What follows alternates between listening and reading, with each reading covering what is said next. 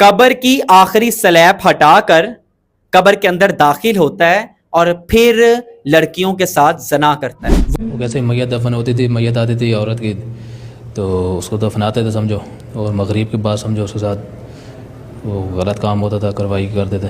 قبر کھوتے تھے، سلیب ہٹاتے تھے پیچھے والے پاؤں کی جگہ میں. سلیب ہٹایا، سلیب وہ قبر کی جگہ پہ نا کہاں پاؤں کی جگہ ہوتی ہے وہ ہٹاتے تھے، پھر اندر جاتے تھے. پہلے وہ جاتا تھا اندر، پھر اس کے بعد پھر میں جاتا تھا. کتنے مردوں کے ساتھ یہ کر چکے ہو؟ یہ 48 سال ہو گئے. وہ مقام جہاں فرشتے بھی لعنت بھیجتے ہوں گے. ہم بات کر رہے ہیں جھوٹ کے اوپر، ہم بات کر رہے ہیں فحاشی کے اوپر، ہم بات کر رہے ہیں سود خوری کے اوپر.